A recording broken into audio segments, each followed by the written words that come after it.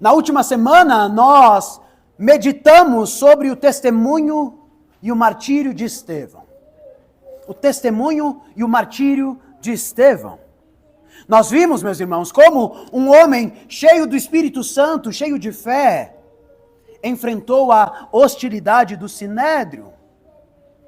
Uma espécie de STF judaico, como vimos.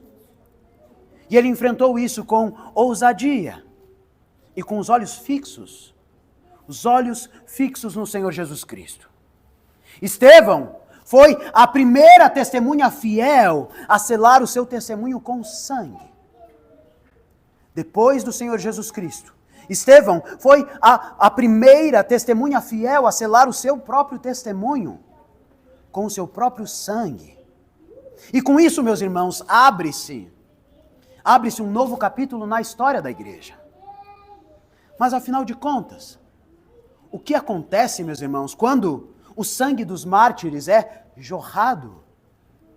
O que acontece quando o sangue dos mártires é derramado? O que acontece quando o mundo não aguenta a presença da verdade e parte para a violência, parte para a agressão?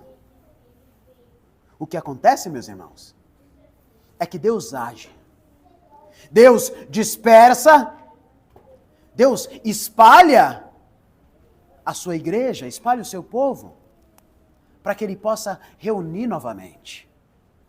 Hoje, meus irmãos, em Atos 8, nós vemos que a morte de Estevão não foi o fim, mas foi o estopim, o start, o começo de uma nova realidade.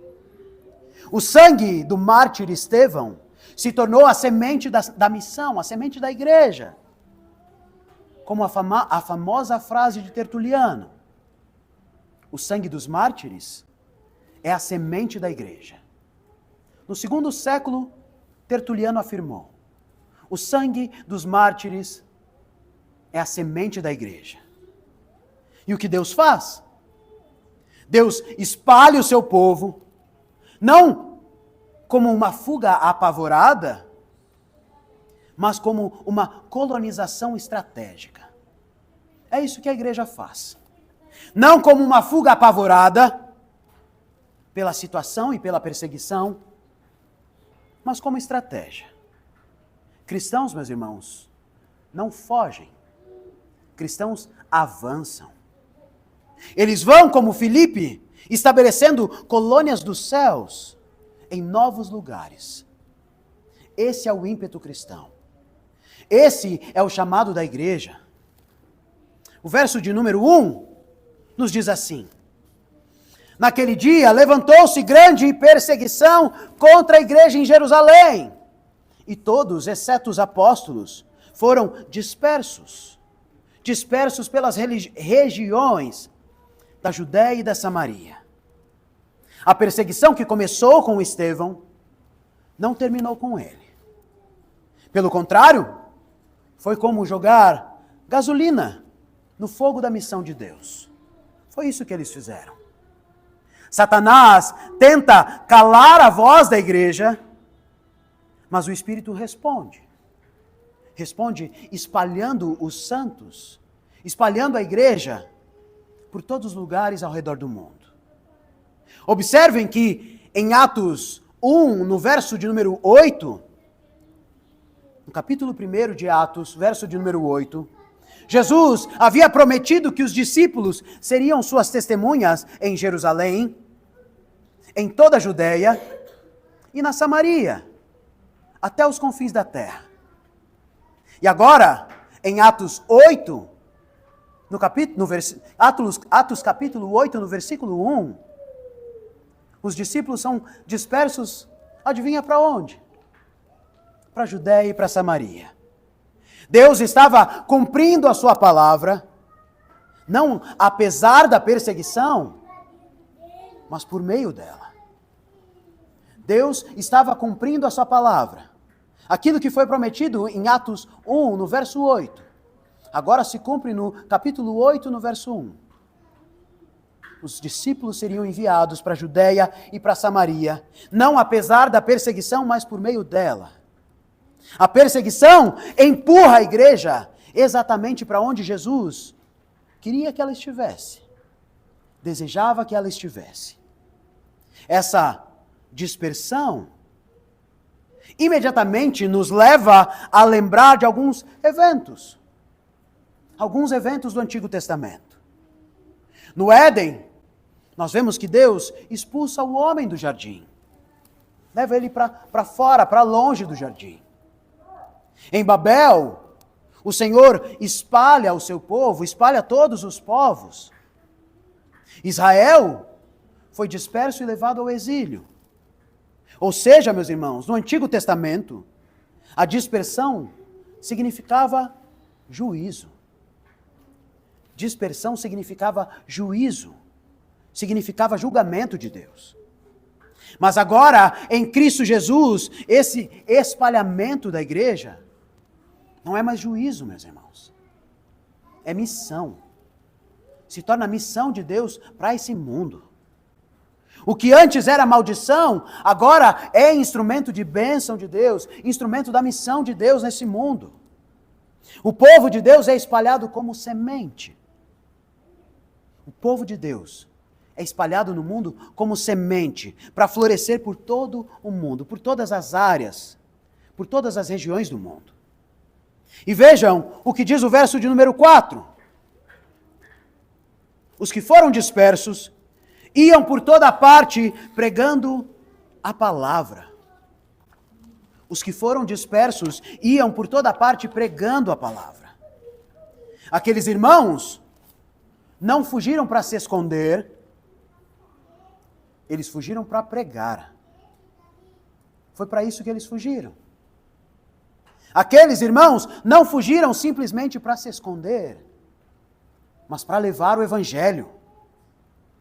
Portanto, meus irmãos, o que é esperado daqueles que mudam de lugar, mudam para outro lugar, é que lá eles sirvam ainda mais e ainda melhor do que têm servido no lugar onde estão.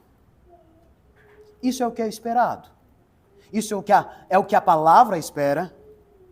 Isso é o que Deus espera. Aqueles irmãos não fugiram da onde estavam, da perseguição, simplesmente para se esconder, mas fugiram para ter a oportunidade de pregar o evangelho mais e melhor. Não era apenas conforto, não era apenas ter uma vida boa, não era apenas viver um sonho, a não ser que fosse o sonho de Deus, o sonho do reino de Deus. Não é busca por conforto, meus irmãos, é busca pelo reino. E quanto aos que ficam, quando o mundo ruge,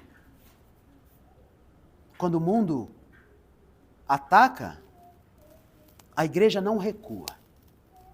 Quando o cenário político ameaça, os crentes não se escondem. Eles seguem plantando igrejas, eles seguem discipulando seus filhos, eles seguem proclamando a verdade com ousadia, com fé, com fidelidade. Eles estabelecem fortalezas do reino, seja nas suas casas, seja nas suas famílias, lugares onde o Senhor Jesus Cristo, onde Cristo Jesus é reconhecido e honrado como Rei. É isso que fazem aqueles que ficam. Estabelecem culturas, sociedades, ainda maior que a igreja local, onde Jesus Cristo é honrado e reconhecido, e onde aqueles irmãos podem encontrar conforto, descanso, segurança. Diz assim o verso 5. Descendo Filipe à cidade de Samaria, anunciava-lhes a Cristo. Descendo Filipe à cidade de Samaria, anunciava-lhes a Cristo.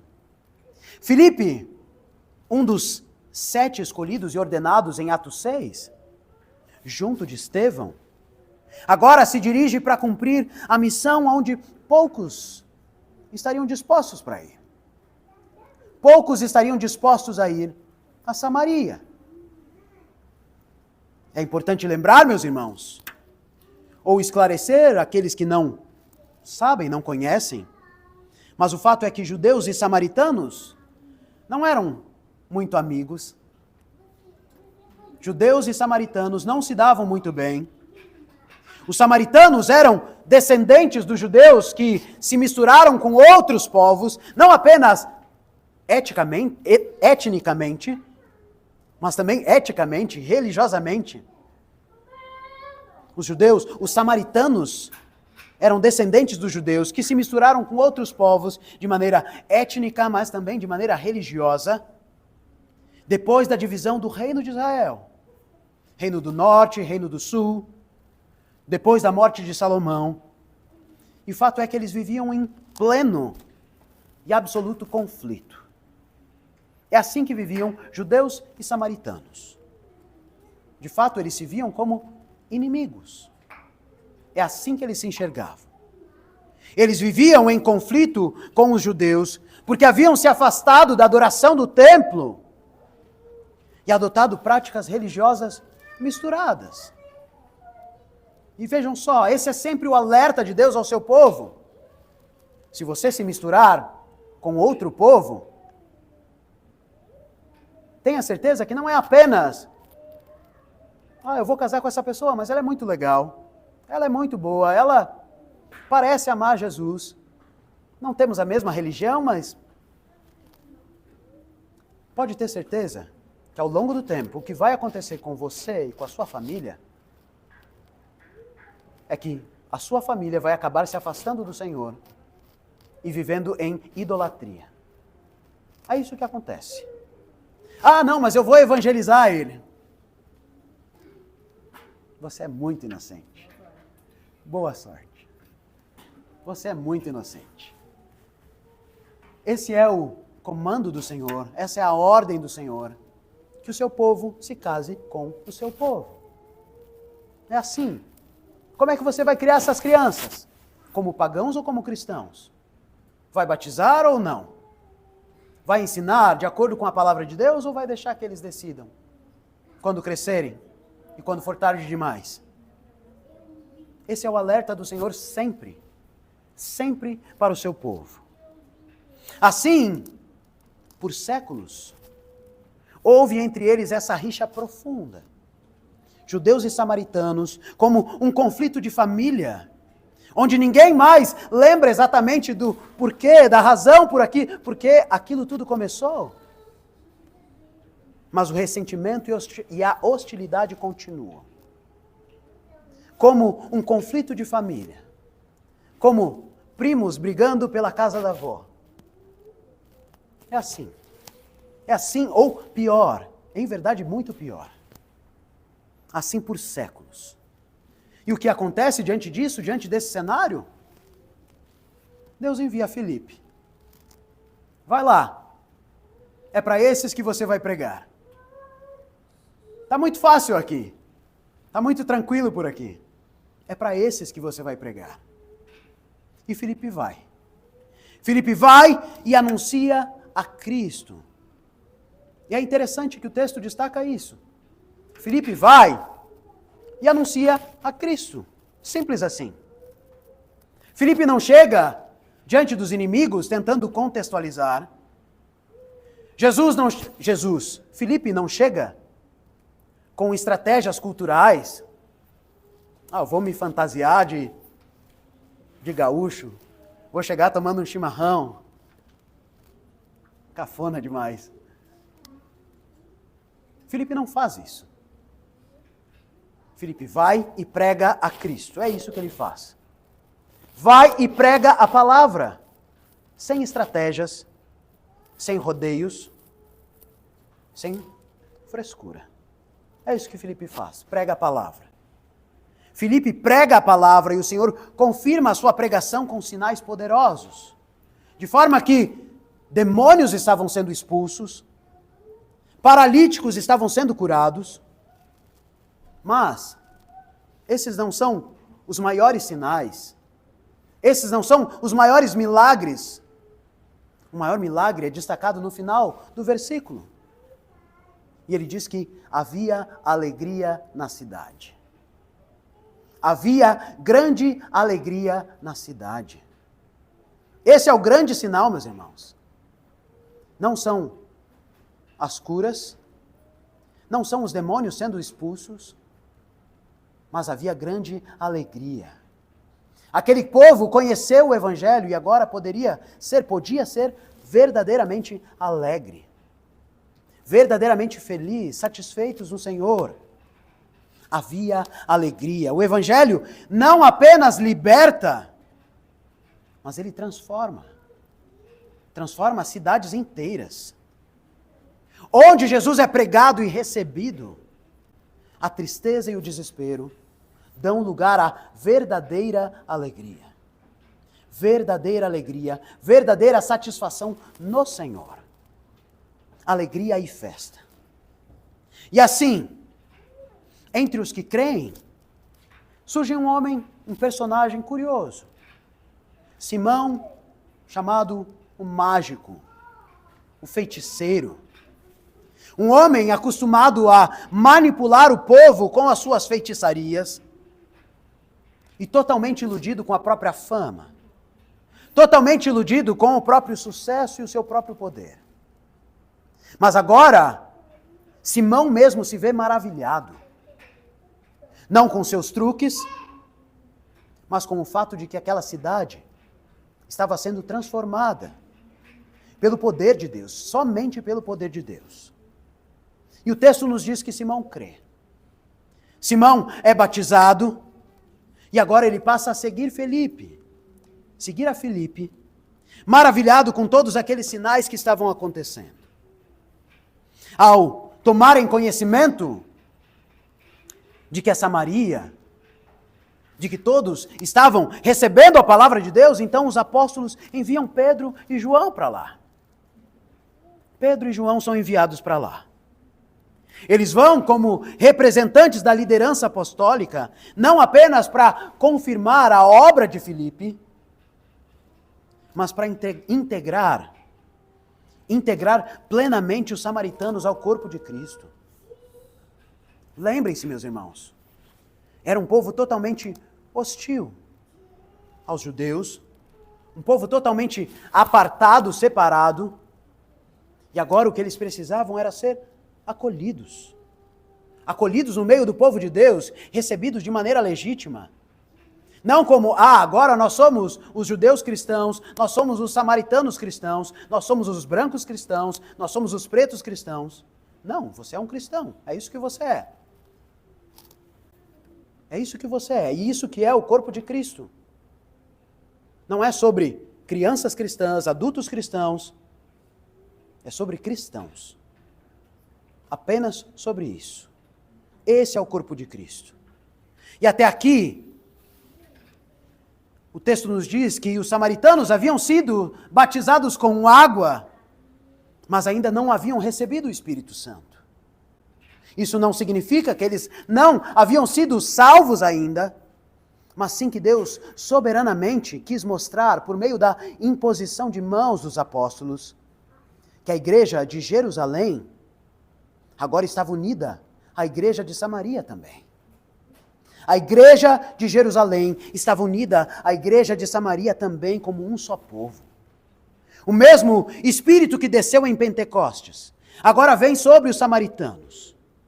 Não é apenas uma repetição, mas expansão, extensão. É o mesmo corpo, é a mesma fé, é o mesmo Espírito Santo. E de fato, a promessa de Atos 1 se cumpre diante dos olhos de todos em pouco tempo, em poucos capítulos. Em poucos capítulos, a promessa de Jesus Cristo se cumpre. Mas Simão, o mágico, ainda não havia entendido plenamente o que era o Evangelho. Ele se vê maravilhado com todos aqueles sinais, mas fica claro que ele não havia entendido ainda o que de fato era o Evangelho. Ele vê os apóstolos impondo as mãos sobre o povo e o Espírito Santo sendo concedido. E ele pensa, eu quero esse poder também. Quem que eu tenho que matar? Quanto custa? O que eu tenho que fazer para ter esse poder também? Vejam o verso de número 18. Simão ofereceu-lhes dinheiro, dizendo: me deem também esse poder. Deem esse poder a mim também. Eu tenho dinheiro aqui. Eu tenho muito dinheiro. Deem a mim esse poder também. Enquanto alguns, no nosso tempo, querem cobrar por batismos, na igreja evangelical,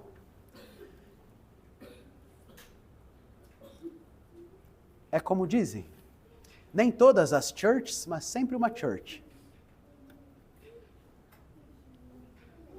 Enquanto alguns no nosso tempo agem como a igreja romana na idade medieval, cobrando indulgências, agora se cobra por batismo, vendendo a graça de Deus. Simão agora quer comprar a graça. Assim como homens queriam vender a graça, querem vender a graça, Simão queria comprar. Simão quer transformar um dom do Espírito Santo em moeda de mercado. Ele não entendeu que o Espírito Santo não é um produto, mas é uma pessoa. O Espírito Santo é uma pessoa. Ele não entendeu que Deus não se vende. O ministério da igreja não se negocia, meus irmãos. Não se negocia. E assim a resposta de Pedro é extremamente firme. Verso de número 20. O teu dinheiro seja contigo para perdição. O teu dinheiro seja contigo para perdição. Pois julgaste adquirir por meio dele o dom de Deus. Que esse teu dinheiro seja para a tua perdição. Seja para a tua desgraça. E de fato o que nós vemos, meus irmãos, sempre, ao longo de toda a história, conversava essa semana com alguns amigos sobre jogadores de futebol e a capacidade que o dinheiro e a fama têm de destruir as suas vidas. Famílias que no início eram fiéis ao Senhor, 100% Jesus, famílias razoavelmente bem estabelecidas, pobres com certeza, mas fiéis ao Senhor. E aí vem o dinheiro e a fama, e o que acontece? Os pais separam, o jogador vira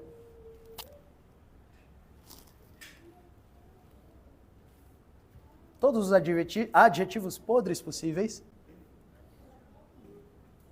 e a família, enfim, se afastou do Senhor. Que esse seu dinheiro seja para a sua perdição, pois julgaste adquirir por meio dele o dom de Deus. Deus não se compra. A graça de Deus não se compra. O evangelho do Senhor Jesus Cristo não se compra. Que esse seu dinheiro seja para a sua perdição. Pedro denuncia o coração de Simão. Ele havia crido, mas o seu coração ainda estava preso às antigas práticas e ambições desse mundo. E aqui, meus irmãos, nós aprendemos algo essencial. A igreja precisa aprender a exercer discernimento para confrontar o pecado. Pecados escandalosos e absurdos como esses, com firmeza, com seriedade. Não é bobagem uma igreja vender batismo. Que o seu dinheiro arrecadado com batismo seja para a sua maldição, seja para a sua desgraça. A igreja precisa exercer discernimento para confrontar o pecado com clareza. Pedro entende a gravidade do problema e não suaviza. Ele exorta, ele chama ao arrependimento, e a resposta de Simão em temor é clamar pelas orações de Pedro. Simão percebe a gravidade da fala de Pedro e daquilo que ele cometeu, de forma que ele entende que não nem as suas orações não seriam suficientes. Ore por mim, por favor, porque somente por mim não há condições. Somente pelas minhas forças, pelas minhas palavras, pela minha intenção, não há condições. Ore por mim, para que isso não aconteça. Ele sabe que as suas próprias orações não seriam suficientes para livrá-lo do seu pecado e livrá-lo da sua desgraça. E o verso final, verso 25 diz assim: Eles, pois, tendo testificado e falado do Senhor, voltaram para Jerusalém e evangelizavam muitas aldeias dos samaritanos. Pedro e João, tendo testificado e falado a palavra do Senhor, voltam para Jerusalém. E eles voltam evangelizando. Ao final do nosso texto, Pedro e João não apenas confirmam a obra do Espírito Santo, mas eles seguem evangelizando no caminho. De volta no caminho. Eles não estavam apenas viajando para resolver problemas, viajando para resolver questões burocráticas. Eles estavam cumprindo a missão, na ida e na volta. Cada aldeia é uma oportunidade, cada cidade é uma oportunidade, cada passo é um avanço para o reino de Deus. E de fato, meus irmãos, essa é a nossa esperança. O reino continua crescendo. Não porque tudo esteja fácil e favorável para nós. Não porque tudo esteja fácil e favorável. Mas porque o Espírito Santo está presente. É assim que o reino avança, meus irmãos. Não porque o cenário esteja agradável. Não quando o cenário está agradável. Mas quando o Espírito Santo se faz presente. Quando nós reconhecemos e recorremos ao Espírito Santo de Deus, reconhecendo que só Ele pode fazer a obra no nosso coração e na nossa cidade, no nosso país. É assim que o reino avança. Assim, meus irmãos, para concluir, quero trazer algumas aplicações derivadas do nosso texto. E a primeira delas é que a perseguição nunca paralisa a igreja. A perseguição impulsiona a igreja. Se a igreja não se mover por obediência, Deus a moverá por meio de juízo e provações. É assim. Deus não permite que a sua igreja pare. E não permitirá que a sua igreja seja destruída. Jamais. Se a igreja não se mover por obediência, ela será movida por meio de juízo e provações. Mas de um jeito ou de outro, o reino de Deus avança. Portanto, meus irmãos, a nossa oração não deve ser por conforto, deve ser por fidelidade. Essa deve ser a nossa oração, não por conforto, mas por fidelidade. E esse é o primeiro ponto. A perseguição não paralisa a igreja, mas a impulsiona. O segundo ponto é que o evangelho é para todos. Para todos, até os mais improváveis. E nós temos na nossa cabeça, nas nossas concepções, algumas pessoas que são improváveis. Seja pelo nosso relacionamento com elas, seja pelas crenças dessas pessoas. E nós consideramos, Deus nunca vai alcançar. Talvez nós não externemos, mas nós pensamos e agimos como. Deus envia Filipe aos samaritanos. Jesus quebra as barreiras étnicas e culturais. E a igreja precisa ter essa mesma ousadia. Portanto, meus irmãos, o encorajamento é que vocês orem pelos seus samaritanos. Quem são os seus samaritanos? Quem são aquelas pessoas que você talvez tenha um relacionamento difícil e que você nem acredita mais que Deus possa trabalhar no coração? Ore pelos seus samaritanos e pregue para eles. Pregue a eles. O terceiro ponto é que o Espírito Santo é livre, mas ele nunca está separado da palavra e da igreja. O Espírito Santo é livre, mas ele nunca está separado da palavra e da igreja. Simão queria comprar o dom de Deus, mas o Espírito Santo não é bagunça, não é truque. O Espírito Santo é livre, é soberano, dado por Deus, não manipulado pelas mãos humanas. O Espírito Santo é poder de Deus. O Espírito Santo é livre, mas ele nunca está separado da palavra, nunca agirá em contrário à palavra e nunca está separado da igreja. E o quarto ponto é que a igreja precisa se manter vigilante. Pedro nos ensina que zelo pastoral exige correção firme. Amor verdadeiro não tolera erros destrutivos. Amor verdadeiro não tolera erros destrutivos, meus irmãos. Esses são os 4 pontos, 4 aplicações. Mas, em meio ao nosso cenário, também tem algumas aplicações ao nosso contexto brasileiro. Vivemos dias de incerteza política e institucional. As leis mudam de acordo com a vontade dos reis. As decisões são imprevisíveis. E o ambiente se mostra cada vez mais corrompido e hostil à verdade cristã. No entanto, meus irmãos, o caminho bíblico não é retraimento temeroso, nem mesmo o nomadismo que busca estabilidade apenas por novos horizontes. Guardem essas verdades. O caminho bíblico não é retraimento temeroso, nem mesmo o nomadismo que busca estabilidade, apenas conforto por novos horizontes. Portanto, o primeiro ponto é que nós devemos discernir. Nem toda saída é fuga. Alguns devem permanecer, outros serão enviados. Mas em todo caso, o chamado é para o reino, para servir o reino.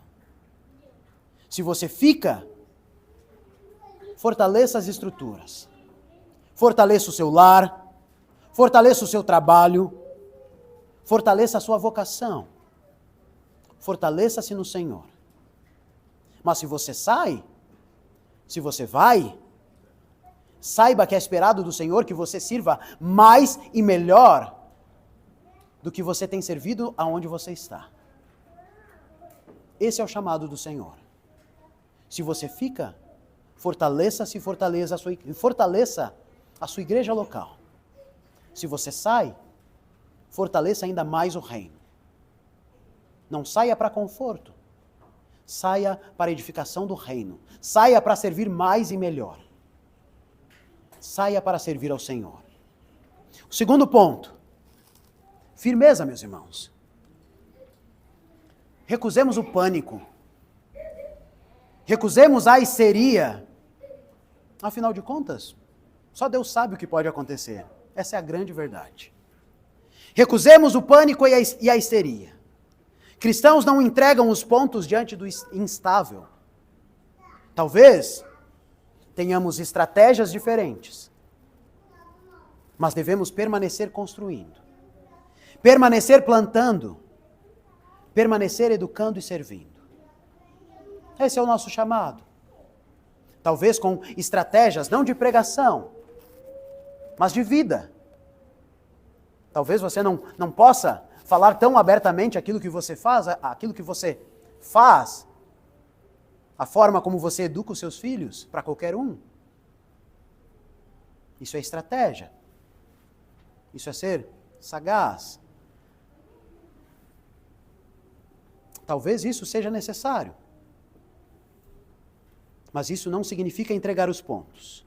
Isso não significa pânico e histeria. Os cristãos, aonde estão, confiam no seu Senhor. E o terceiro ponto é que não aceitemos falsas promessas de poder, nem devemos ceder ao reino da corrupção. Existe evangelho a ser pregado, meus irmãos, nas Samarias do mundo. Existe evangelho a ser pregado nas Samarias da nossa sociedade.